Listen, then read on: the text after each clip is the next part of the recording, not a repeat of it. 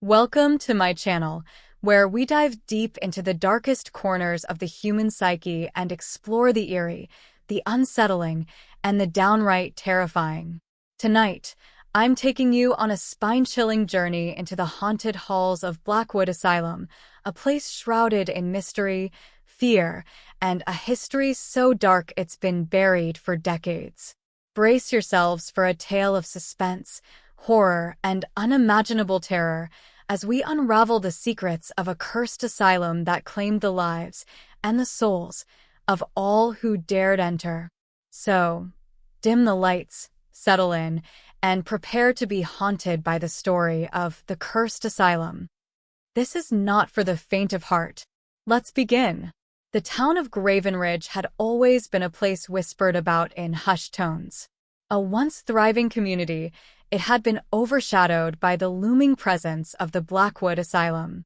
The asylum, perched on a hill at the edge of town, was a sprawling, decrepit building with a history as dark as its weathered stone walls.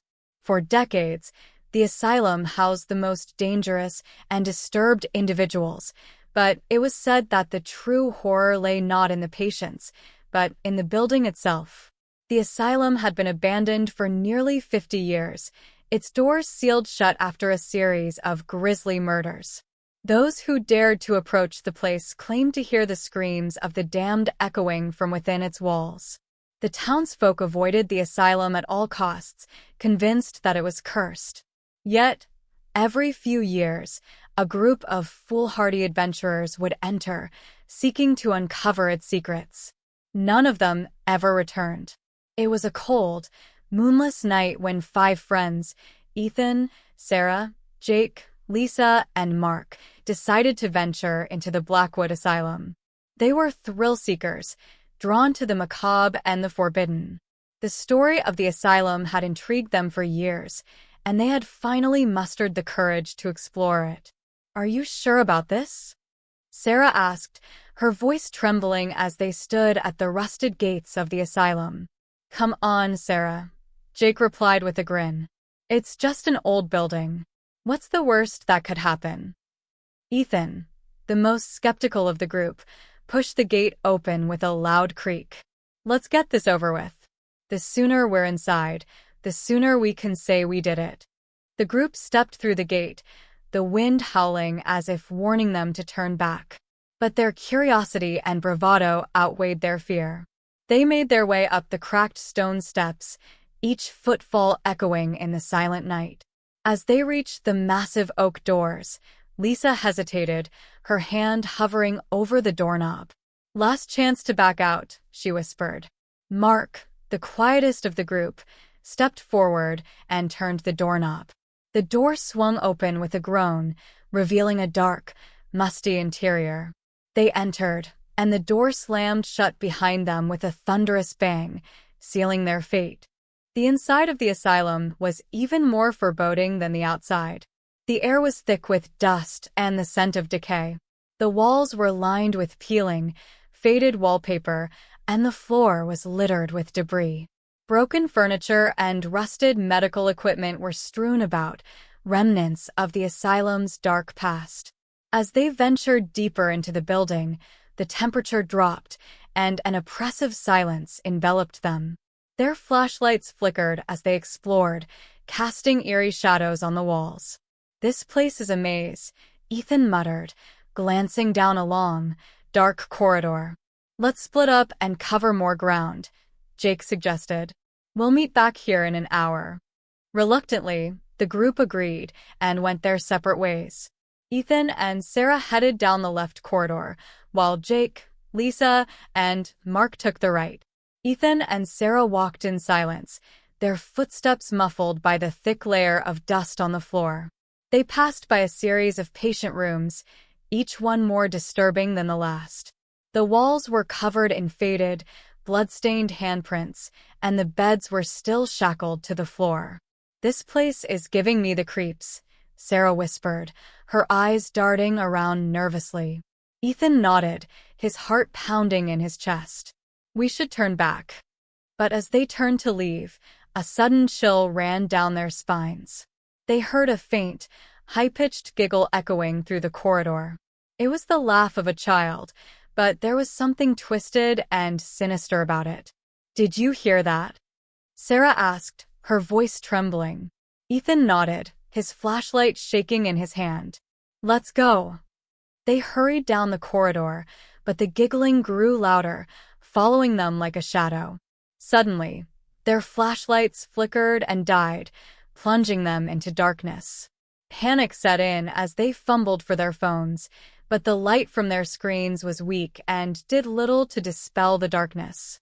"Ethan, what's happening?" Sarah's voice was filled with fear. Before he could respond, they heard footsteps behind them, slow, deliberate, and heavy. They turned around, but saw nothing in the darkness. The footsteps grew closer, and the giggling turned into a grotesque cackle. "Run!" Ethan shouted, grabbing Sarah's hand. They sprinted down the corridor, the sound of footsteps and laughter echoing in their ears. They burst through a door at the end of the hall and slammed it shut behind them. Panting, they leaned against the door, their hearts racing. "Did we lose it?" Sarah gasped. Ethan nodded, trying to catch his breath. But as they looked around, they realized they were not alone. The room was filled with shadowy figures, their eyes glowing in the dark. They were surrounded. Meanwhile, Jake, Lisa, and Mark had found their way to the asylum's basement. The air was damp and filled with the stench of rot. The walls were covered in black mold, and the floor was slick with an unknown substance. "Why did we come down here?" Lisa whispered, her voice echoing in the cavernous space. "We need to find something interesting," Jake replied, though he sounded less confident than before. Mark, who had been silent since they entered the asylum, stopped suddenly. "Do you hear that?" The group paused, straining to listen. Faint whispers echoed through the basement, growing louder with each passing second. The whispers were unintelligible, but filled with anguish and despair. "Let's get out of here," Lisa urged, her voice trembling. But before they could move, the ground beneath them began to tremble. The whispers turned into agonized screams, and the walls of the basement seemed to close in on them. Mark backed away, his eyes wide with terror. "Something's coming," he whispered. Suddenly, the floor collapsed beneath them, and they were plunged into darkness. They fell into a pit, landing with a sickening thud. Jake groaned in pain, struggling to stand, but something was holding him down. "Help!" Lisa screamed, but her voice was drowned out by the deafening roar of the screams. Jake looked down and saw that the floor was covered in skeletal hands, clawing at him, trying to drag him down. He thrashed and kicked, but the hands tightened their grip, pulling him deeper into the pit. "Lisa!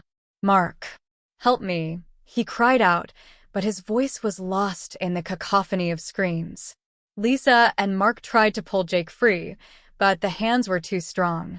With one final, desperate scream, Jake was dragged beneath the floor, his body vanishing into the darkness. Ethan and Sarah, still trapped in the room with the shadowy figures, were paralyzed with fear. The figures circled them, their glowing eyes filled with malice. "Why are you here?" a voice hissed from the shadows.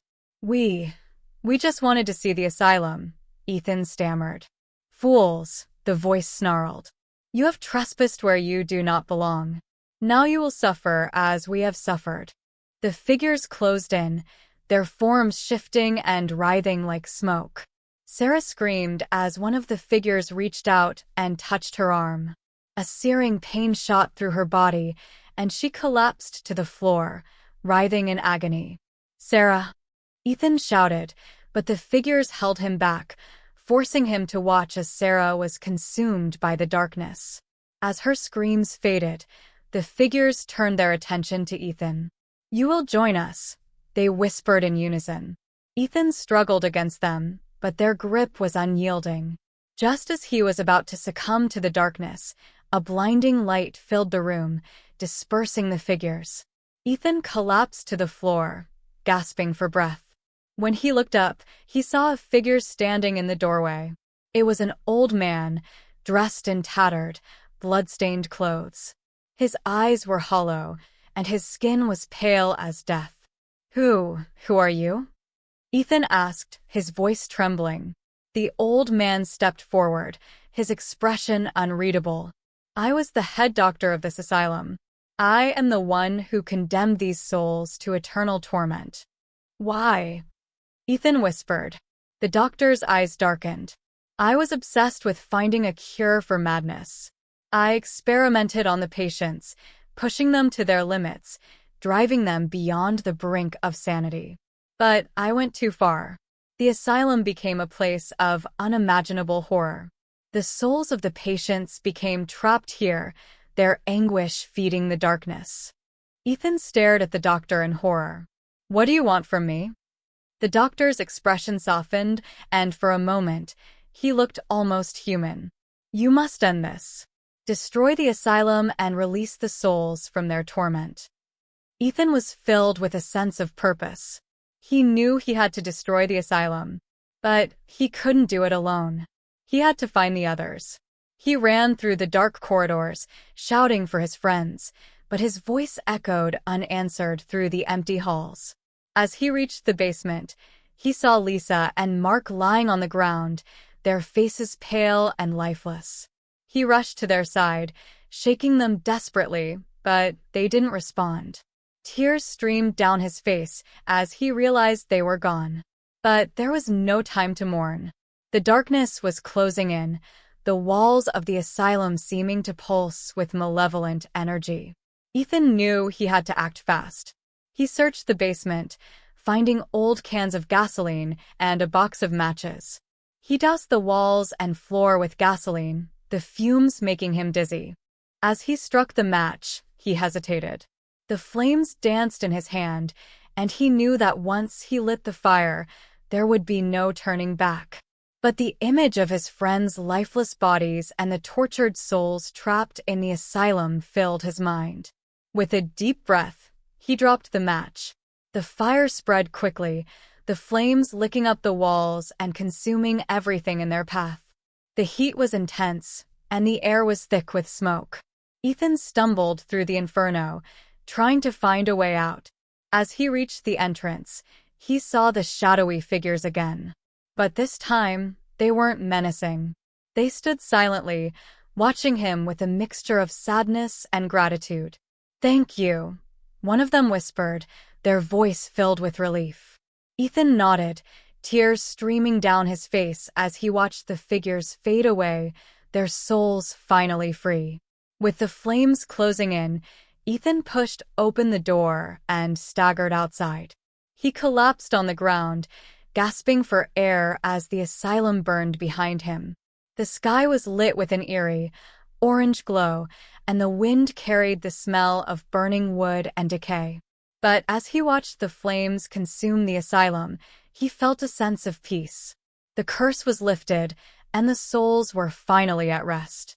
The sun was just beginning to rise as Ethan made his way back to town. He was exhausted, his body battered and bruised, but he had survived. The townsfolk watched in awe as the asylum burned, its dark presence finally erased from the landscape.